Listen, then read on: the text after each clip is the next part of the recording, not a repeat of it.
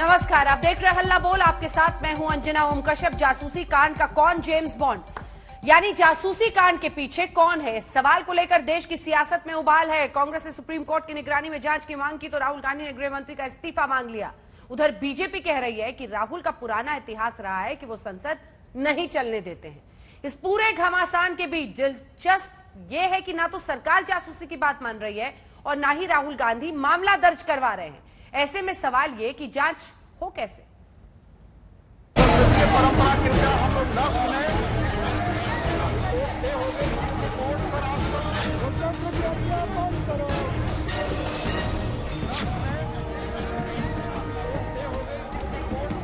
देश की संसद में मर्यादा उछालने का ये पहला मौका नहीं है, लेकिन ये फिर याद दिलाता है कि सच और बवंडर का खेला इस देश की सियासत में रोज बढ़ता जा रहा है। जासूसी कांड में सियासी जंग अब बेलगाम हो चुकी है। टीएमसी के सांसद शांतनु सेन ने गुरुवार को आईटी मंत्री अश्विनी वैष्णव से सदन में कागजात छीनकर फाड़ दिए थे। आज सरकार की ओर से टीएमसी सांसद के निलंबन का प्रस्ताव पेश किया गया, जिसे ध्वनि मत से पास कर सभापति वेंकैया नायडू ने शांतनु सेन के निलंबन का फैसला सुना दिया। अब इस पर घमासान छिड़ गया है। तृणमूल कांग्रेस ने भारतीय जनता पार्टी के कार्यकर्ताओं पे जिस तरह का वायलेंस किया है बंगाल में, उसी कल्चर को आज पार्लियामेंट में लेके आ रहे हैं। मेरा सीधा सा प्रश्न है, हम देश को, हमारी नेक्स्ट जनरेशन पार्लियामेंटेरियंस को, उनको क्या संदेश देना चाहते हैं? हम बहुत खुश है कि ये बंगाल का कल्चर जो बीजेपी का अगेंस्ट है और डेमोक्रेसी के फॉर है, वो कल्चर हम यहाँ लाने में बहुत खुश है। अमित शाह जब गृह मंत्री थे तब वो 2008-9 में सारे आईपीएस ऑफिसर को बुला के एक इजरायली स्पाईवेयर का डेमोन्स्ट्रेशन दिया था। तो ये जो गुजरात स्नूपिंग मॉडल है, जो साहेब वाले स्नूपिंग मॉडल है, वो अब सारा इंडिया में रह रहे। ये कल्चर तो इन्होंने शुरू किया पार्लियामेंट में लाना और देश में लाना। इधर राहुल गांधी ने आज मीडिया के सामने आकर सरकार पर धावा बोला।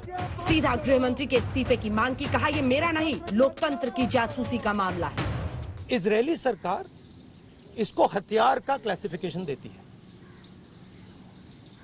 और ये हथियार आतंकवादियों के खिलाफ, क्रिमिनल्स के खिलाफ यूज किया जाता है। हमारे प्रधानमंत्री ने और होम मिनिस्टर ने इस हथियार को हिंदुस्तान के इंस्टीट्यूशंस के खिलाफ, हिंदुस्तान के लोकतंत्र के खिलाफ इसका प्रयोग किया है। मेरा फोन टैप किया। यह राहुल गांधी की प्राइवेसी का मामला नहीं है। मैं विपक्ष का एक नेता हूं, मैं जनता की आवाज उठाता हूं। यह उस पर आक्रमण है, यह जनता की आवाज पर आक्रमण है। सुप्रीम कोर्ट पे पेगासस का प्रयोग किया गया। राफेल का जो इन्वेस्टिगेशन है उसको रोकने के लिए पेगासस का प्रयोग किया गया। तो नरेंद्र मोदी जी ने इस हथियार को हमारे देश के खिलाफ यूज किया है और इसके लिए सिर्फ एक शब्द है, ट्रीजन। होम मिनिस्टर को इस्तीफा देना चाहिए और judicial inquiry, supreme court inquiry Narendra Modi पे होनी चाहिए। बीजेपी से संसद की कार्यवाही रोकने का स्टंट बता रही है। बीजेपी ने जासूसी मामले को फेक न्यूज कहा है।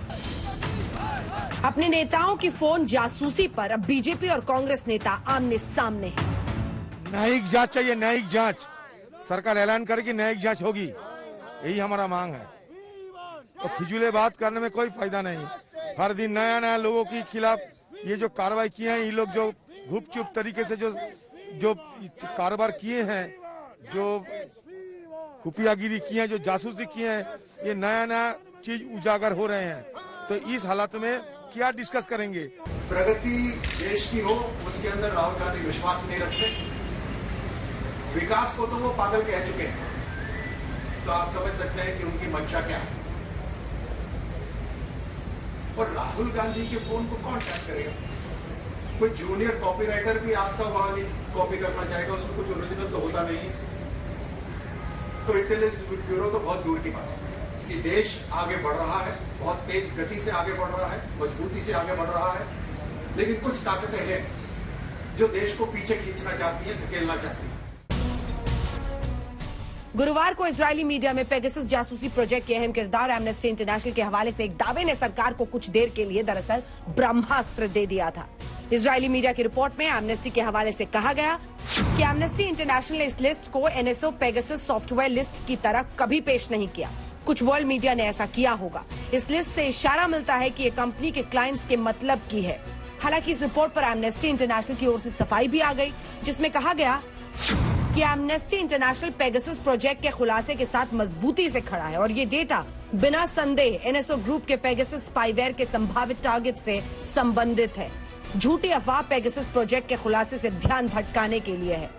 हालांकि एमनेस्टी जहां अपने दावों पर टिके रहने का दम भर रहा है, पेगासस जिस एनएसए ग्रुप का सॉफ्टवेयर है उसने अपने आधिकारिक बयानों में खुलासे की सच्चाई पर सवाल खड़ा किया है और इसे ही आधार बनाकर सरकार विपक्ष पर देश को गुमराह करने का आरोप लगा रही है। कांग्रेस और टीएमसी लगातार इस तरीके के झूठे नैरेटिव बनाने में कामयाब हो रही है, क्योंकि कुछ येलो पेज से येलो जर्नलिज्म करने वाले लोग उनका साथ दे रहे हैं। ये तो सिर्फ टीप ऑफ द आइसबर्ग, कुछ नहीं देखा आपने।